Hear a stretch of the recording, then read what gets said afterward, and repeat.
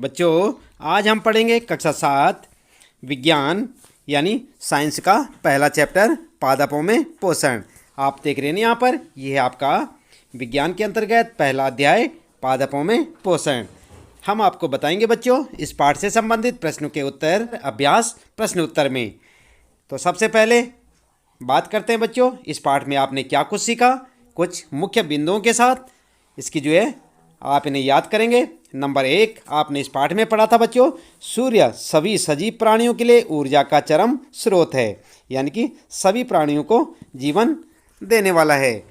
Number 2 हरे पौधों में भोजन संश्लेषण की प्रक्रिया सूर्य के प्रकाश की उपस्थिति में होती है, जिसे प्रकाश संश्लेषण कहते हैं। समझ गए ना आप, किसे कहते हैं प्रकाश संश्लेषण? हरे पौधों में भोजन संश्लेषण की प्रक्रिया सूर्य के प्रकाश की उपस्थिति में होती है, जिसे क्या कहते हैं? प्रकाश संश्लेषण।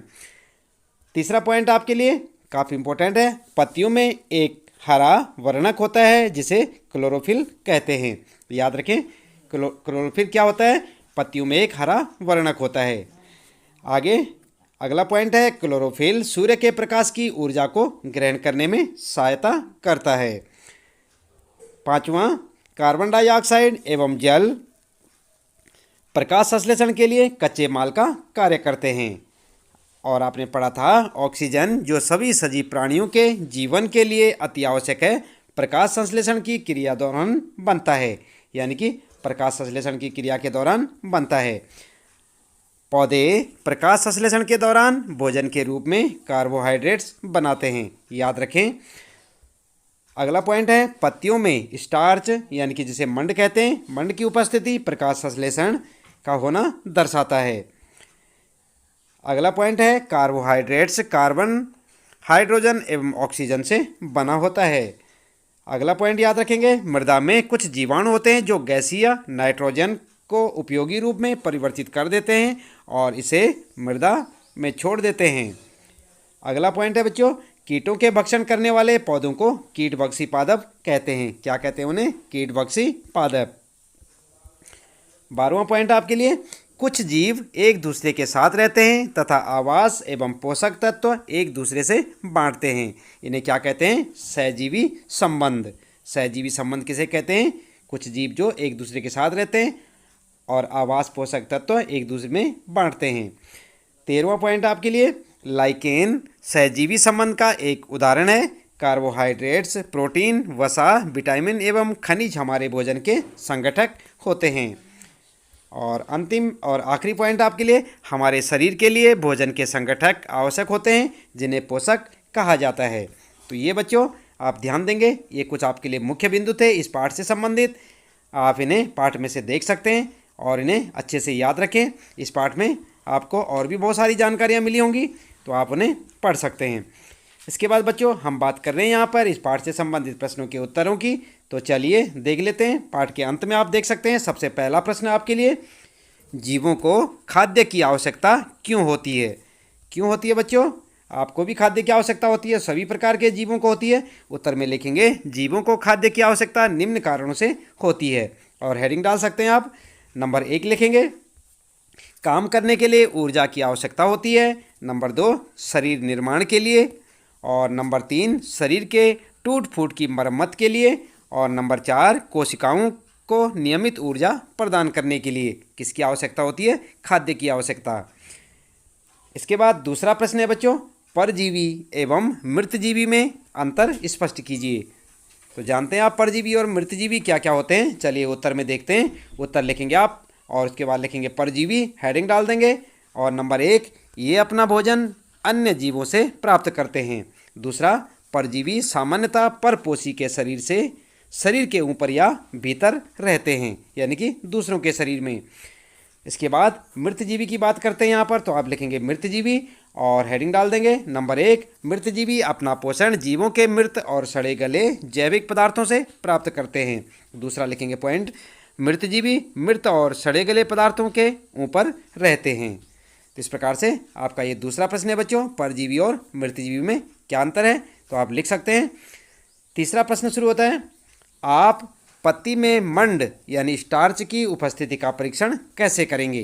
तो कैसे करेंगे? उत्तर लिखेंगे। नंबर 1, पत्तियों पर आयोडीन विलयन की बूंदें गिराकर हम मंड की उपस्थिति का परीक्षण कर सकते हैं। और नंबर 2, जब आयोडीन विलयन मंड यानी स्टार्च के संपर्क में आता है तो एक गहरा नीला रंग नजर आता है। तो इस प्रकार से आप परीक्षण कर सकते हैं। ये तीसरा प्रश्न था और उसका उत्तर। चौथा प्रश्न है बच्चों, हरे पादपों में खाद्य संवेषण प्रक्रम का संक्षिप्त विवरण दीजिए। उत्तर में लिखेंगे आप नंबर 1, पादपों में खाद्य संवेषण प्रकाश संश्लेषण की क्रिया द्वारा संपन्न होता है। और नंबर दूसरा लिखेंगे, प्रकाश संश्लेषण के दौरान पत्ती की क्लोरोफिल युक्त कोशिकाएं सूर्य के प्रकाश की उपस्थिति में कार्बन डाइऑक्साइड एवं जल से कार्बोहाइड्रेट्स का संश्लेषण करती हैं। तो इस प्रकार से आप लिख सकते हैं। ये चौथा प्रश्न है आपका, उसका उत्तर। और बात करते हैं यहाँ पर पांचवा प्रश्न बच्चों, किसी प्रवाह चित्र की सहायता से दर्शाइए कि पादप भोजन के मूलभूत स्रोत हैं। तो यहाँ पर आप देख सकते हैं अपनी पाठ्य पुस्तक में, कहाँ पर, चित्र 1.2 में। ये चित्र आपके सामने बच्चों इस प्रकार का आपको आपकी पाठ्य पुस्तक में एक चित्र दिखाई देगा। आप उसे बना सकते हैं या उसकी फोटो स्टेट करके अपनी कॉपी पर लगा सकते हैं। तो ये आपका उत्तर हो जाएगा।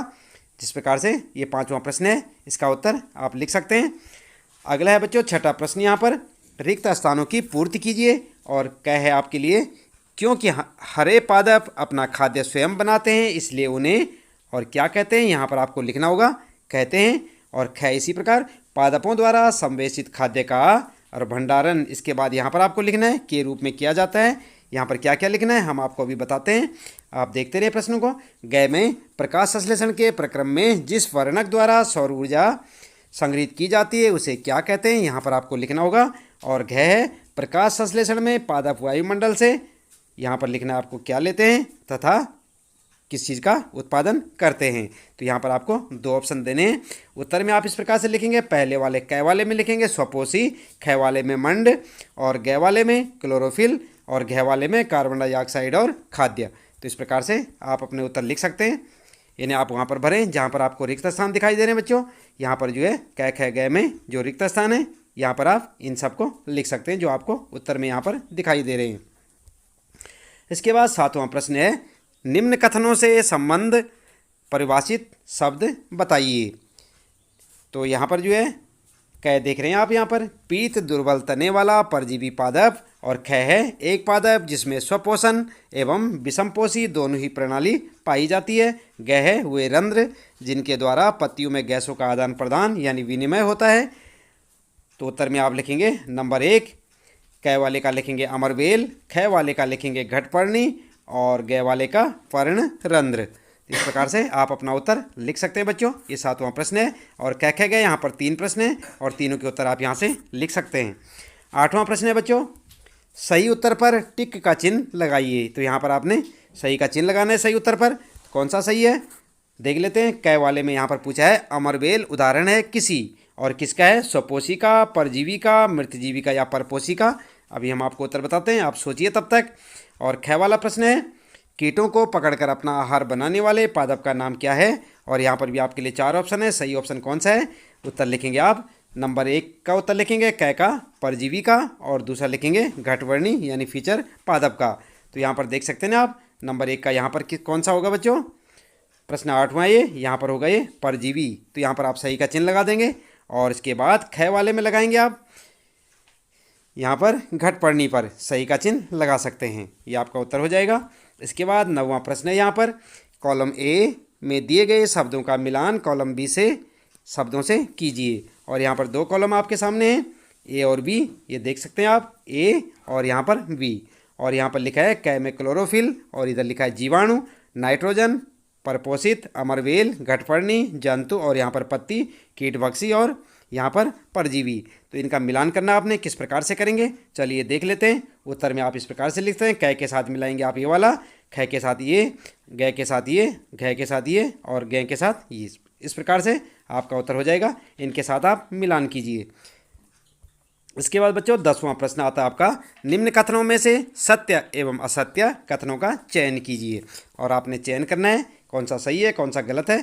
क्या लिखा है यहाँ पर, प्रकाश संश्लेषण में कार्बन डाइऑक्साइड मुक्त होती है, क्या ये सही है या गलत है आपको बताना है। और ख है ऐसे पादप जो अपना भोजन स्वयं संश्लेषित करते हैं मृतजीवी कहलाते हैं, सही है या गलत है आपको बताना है। ग में पूछा है प्रकाश संश्लेषण का उत्पादन प्रोटीन नहीं है, और घ में है प्रकाश संश्लेषण में सौर ऊर्जा को रासायनिक ऊर्जा में रूपांतरण हो जाता है। तो यहाँ पर जो है कौन सा सही है कौन सा गलत है, चलिए देख लेते हैं। क का उत्तर होगा असत्य, यहाँ पर ख का उत्तर भी असत्य होगा, ग का उत्तर सत्य और घ का सत्य। तो इसका मतलब आप समझ गए होंगे। यहाँ पर ये 10वां प्रश्न है आपका, और पहले के ये दोनों क्या हैं, ये भी असत्य है और ख वाला भी असत्य है और ग वाला सत्य है और घ वाला भी सत्य है। तो इस प्रकार से आप लिख सकते हैं। उत्तर देख के यहाँ से लिखें। उसके बाद है सही विकल्प चुनिए। तो आपका जो प्रश्न होगा 11वां प्रश्न है, पादप के किस भाग द्वारा प्रकाश संश्लेषण हेतु वायु से कार्बन डाइऑक्साइड ली जाती है। तो किस भाग से ली जाती है, यहाँ पर भाग दे रखें, मूल रोम से, रंध्र से, पर्णशिराओं से या बाहरी दल से। उत्तर क्या लिखेंगे, उत्तर लिखेंगे आप रंध्र से। क्या लिखेंगे उत्तर में, रंध्र से। और 12वां प्रश्न है बच्चों, वायुमंडल से मुख्यतः जिस भाग द्वारा पादप कार्बन डाइऑक्साइड प्राप्त करते हैं वह है, और कौन कौन सा है वह। यहाँ पर 4 ऑप्शन है, जड़, तना, पुष्प या पत्तियाँ। तो उत्तर लिखेंगे आप पत्तियाँ। क्या लिखेंगे उत्तर में, पत्तियाँ। ये आपका सही आंसर होगा। तो इस प्रकार बच्चों, इसी प्रकार लगातार अपने सभी पाठों के प्रश्न उत्तर जानने के लिए आप हमारे साथ लगातार जुड़े रहें, इसी प्रकार देखते रहें वीडियो। और यदि अभी तक आपने चैनल को सब्सक्राइब नहीं किया तो चैनल को भी सब्सक्राइब अवश्य कर दें, बेल आइकन दबा दें बच्चों, ताकि आपको आने वाली प्रत्येक पाठ की वीडियो की नोटिफिकेशन मिलती रहे। और लगातार देखते रहें कक्षा 7 विज्ञान यानी साइंस के सभी पाठों के प्रश्न उत्तर हमारे साथ। तो आज के लिए इतना काफ़ी है बच्चों, मिलते हैं फिर अगले पाठ के प्रश्नोत्तरों के साथ अगली वीडियो में। आपका दिन शुभ हो।